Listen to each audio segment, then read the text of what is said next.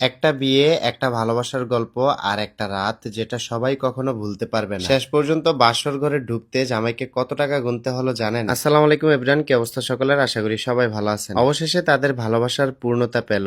এতদিনের অপেক্ষা, এত দোয়া আর এত স্বপ্নের পরে আজকে তারা দুজন এক হলো। চারপাশে শুধু হাসি, আনন্দ আর পরিবারের মানুষের ভালোবাসা। বিয়ের প্রতিটা মুহূর্ত এত সুন্দর ছিল যে মনে হচ্ছিল সময়টা থেমে যায়। কেউ ছবি তুলতে ব্যস্ত, কেউ মজা করছে, আবার কেউ নতুন বউকে নিয়ে টানাটানি করছে। এর মাঝখান দিয়েই হুট করেই কিন্তু তাদের বিয়েটাও হয়ে যায়। অনেকেই কমেন্টে বলছিলেন যে বউকে নাকি জামাইয়ের সাথে মানায় না বা জামাইয়ের সাথে বউকে মানায় না। এই ব্যাপারটা আসলে আমার কাছে খুবই খারাপ লাগলো। ভালোবাসা আসলে উপরের বাহিরের সৌন্দর্য দিয়ে হয় না, ভালোবাসা হয় মন থেকে। আর তাদের মধ্যে সেই ভালোবাসাটা আছে। বাহিরের সৌন্দর্য বা রূপ একসময় শেষ হয়ে যাবে, কিন্তু সত্যিকারের ভালোবাসা সেটা কখনো শেষ হবে না। এখন আমাদের খাওয়া দাওয়ার সময় হয়ে গেছে, কিন্তু আমরা খাওয়া দাওয়া করার আগে সাইফানকে আমরা এখানে রিল্যাক্সে খাওয়া দাওয়া করিয়ে নিই, কারণ সাইফান শান্তিতে থাকলে আমরা একটু শান্তিতে খাওয়া দাওয়া করতে পারবো। বিয়েতে ভাবছিলাম কিছু একটা গিফট দিব, কিন্তু পরে ভাবলাম যে নতুন দাম্পত্য জীবনে টাকা দিলেই ভালো হবে, তাদের পছন্দ মতো তারা কাজে লাগাতে পারবে। আর বিয়ের আসল টুইস্ট কিন্তু এখনো বাকি। সেটা হলো, সবাই তো আমরা আলাদাভাবে খাওয়া দাওয়া করছি ঠিকই, কিন্তু জামাই এবং বউয়ের সাথে কিন্তু এখনো পর্যন্ত আমাদের খাওয়া দাওয়া হয়নি। এজন্য জামাই বউ সহ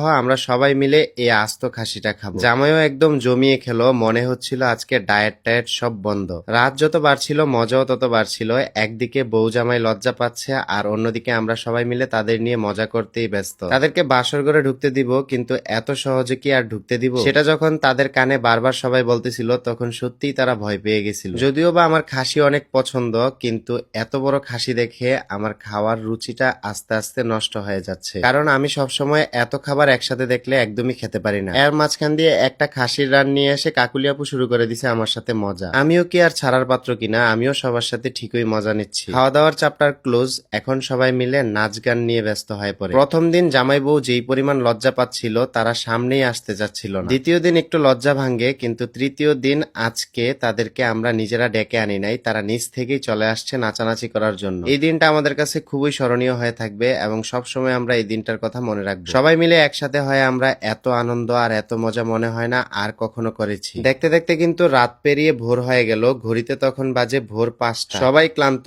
কিন্তু মজার এনার্জি কিন্তু তখনও শেষ হয়নি। সব শেষে এলো সেই মহা গুরুত্বপূর্ণ মুহূর্ত, বউ জামাইকে বাসর ঘরে ঢুকতে দেওয়া হবে। কিন্তু দরজার সামনে আমরা আগে থেকে গেট আটকে দাঁড়িয়ে আছি। কেউ বলছে টাকা ছাড়া প্রবেশ নিষেধ, কেউ আবার বলতেছে যে এই বাসরের ভিআইপি টিকিট লাগে। এদিক দিয়ে সবাই জামাইয়ের সাথে দাম দস্তুর করতে করতে বাসর ঘরের বিছানায় আমি সর্বপ্রথম শুয়ে পড়ি। শেষ পর্যন্ত অনেক দরদাম, হাসাহাসি আর মজার পরে জামাইকে টাকা দিয়েই রুমে ঢুকতে হলো। দোয়া করি আল্লাহ যেন তাদের নতুন জীবন সুখে, শান্তিতে আর ভালোবাসায় ভরে দেয়। আজকের ভিডিওটা এখানেই শেষ করতেছি। সবাই ভালো থাকেন। আল্লাহ হাফেজ।